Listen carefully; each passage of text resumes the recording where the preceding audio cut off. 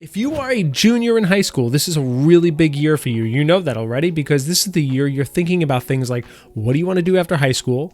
Maybe if you're going to go to college, what do you want to major in? And of course, the big question, what college or what university are you actually going to go to? When I went to go visit colleges, I did not have a plan. It was a huge mistake. I walked onto campus and I was like, oh, this is not, oh, look at the, ooh. I had no plan whatsoever. And this is huge because you're going to make a big decision here by going to a school and investing a whole bunch of money probably, and ultimately going to be taking you in a certain direction in your life. Let's face it, you could do a ton of research before you even step foot on the campus about all the nitty-gritty type of details, the campus itself, obviously the tuition, the dorm life, all these different things. So what is it about the visit that's so important?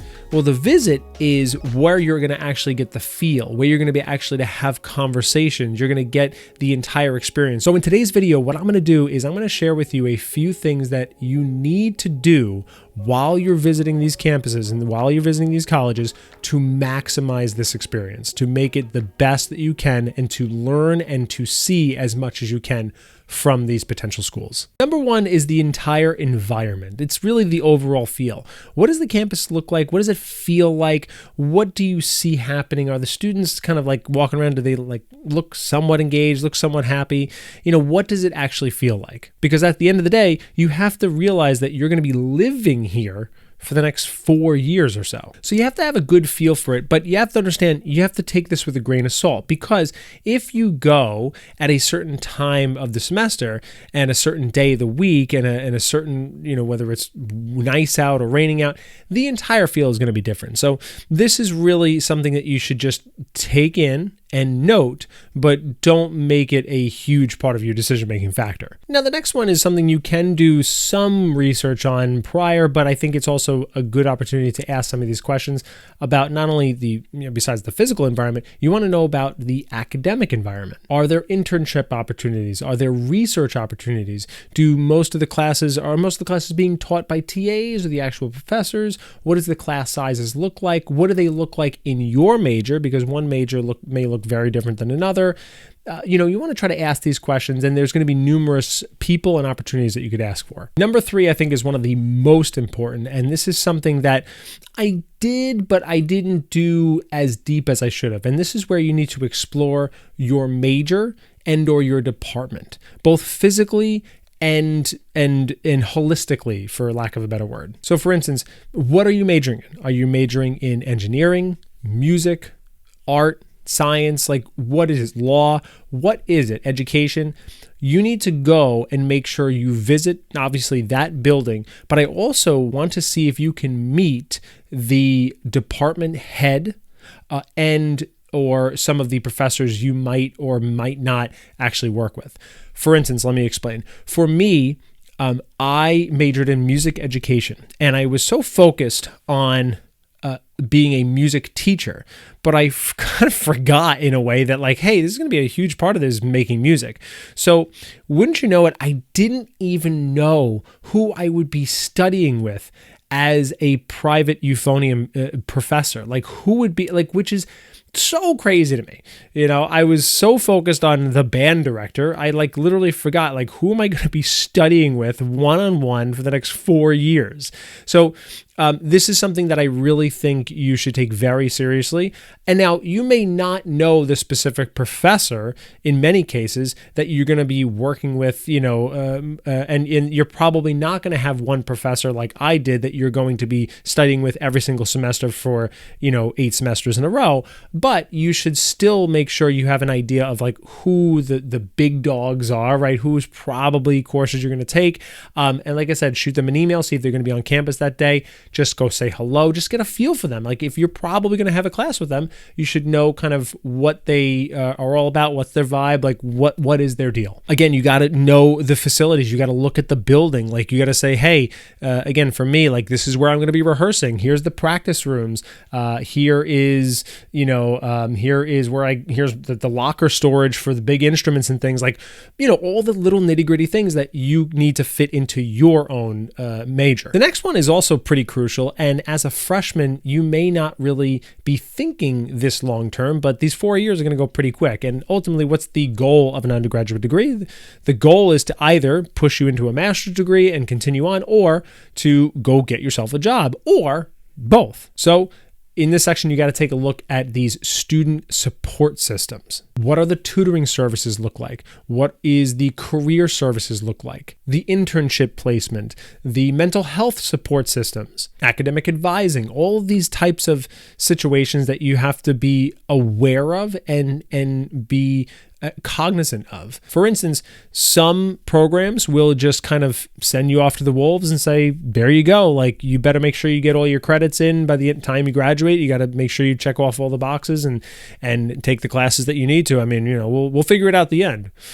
But maybe some programs will be really awesome like mine, and they will give you a 4-year checklist. It literally divided by every single semester, which exactly courses you need to take, which will exactly add up to what majors. I mean, literally down to the half credit in order for you to be successful and graduate on time. The next one's also really, really important, but it kind of is a little bit more lighthearted. You have to figure out, what does student life look like? Like, what kind of campus events are there? Do they have music festivals? Do they have, what kind of clubs do they have that you can join? Are there performances? Are there speakers? Are there comedians? Are there activities? Are there competitions? What goes on campus? You want to know what your life is going to be like. You want to know what kind of fun and what kind of, enrichment you're going to have in these 4 years. Like, that's a huge part of your experience. Now, again, if you are in say NYU in New York City, like, you're going to have a very different college experience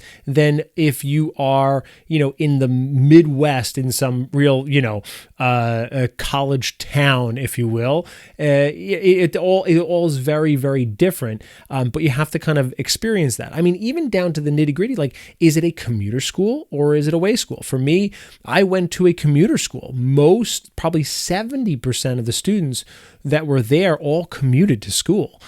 So while there was enough of a diverse type of student body, and I got to, get outside of my comfort zone a little bit and expand my horizons a little bit, like, it still was like Long Island, New York. People were here, and that's okay. And that's probably why for my master's, I went all the way to Belgium. Now, this next one is something I kind of alluded to, but you can go a little bit deeper in this, and you have to really look at the location of this university. You have to look at the location of the school, where it is, and what does the surrounding town and city actually look like. First of all, how far is it away from your world, right? If you are from the East Coast, are you going to school in California? If you're from Texas, are you going to school in Michigan? Like, where are you traveling to? How far and how different is that? What's the weather like? How far is home for you? Is it a commuter school? Like, is it something you're going to be able to go home, or are you literally like going to college, which I would highly recommend. Just definitely go away. Of course, there's a lot of factors that go into that, but still, huge, very, very big recommendation. What is it, like I said before, is it a city or is it a college town? Like, that might dictate what will really happen on the weekends. Like, where do you guys go? What do you do?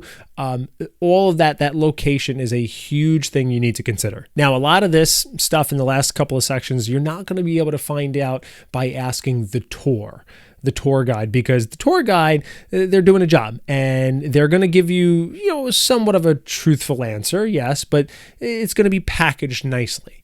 This last section and this last thing you need to do when you go visit a school is the most important thing. And it's something that I did not do at any of my schools that I did, but it literally is the most important thing. What you need to do is pick 5 to 7 different students that you don't know. That's not part of your tour. Like, when the tour is done and you're walking around and doing anything, you have to pick 5 to 7 strangers, and you have to go up to them and just say, "Hey, sorry to interrupt. I'm looking at the school. I'm a junior in high school.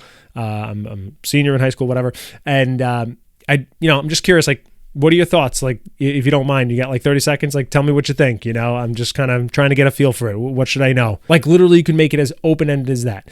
If you have a very specific question, please go ask them. But it's so important that you stop somebody randomly in their tracks and ask them, what is up with this school? Did you make a good choice? Do you regret it? Is it awesome? Is it the worst? Like, what is it like? Give me the real deal. Give me the stuff. And it's really important that you ask, I said, between 5 and 7, because if you ask 1 or 2, it's, in my opinion, not enough of a data set to actually have a real understanding and a real answer here. And even 5 to 7 is not enough either, but it's just a little more than 1 or 2. If you pick 1 or 2 people that just, or both of them are having a rough day, you just be like, I don't know, this is a bad pick a bunch of people. And then the next thing that I would suggest is pick people that look very different. Find them in different places. They may be wearing different clothes. They may look different than you, boys, girls, black, white, it doesn't matter. But I want you to find people that are different, because their different life experience will then translate differently into their college experience. I know this is a huge decision in your life, and it's a really awesome time. It's a fun time, and it's an exciting time, but it is big, and it can be stressful when you have to make big decisions. As I mentioned before, the Next Step Navigator course, part of Upgrade University, is free. It's always free and always will be free. So enroll in that, because I give you a few different options to and a few different tactics to show you actually how to make these big decisions. I literally show you what a decision matrix is, and choosing your college is a perfect example and a perfect thing to put into a decision matrix. Now listen, if you are sitting here and watching this video and you're in a situation where you're a junior and your grades really haven't been what they want, maybe you hoped they would be at this point when it comes to college, do me a favor and stop what you're doing and just click right over here and watch this video for me.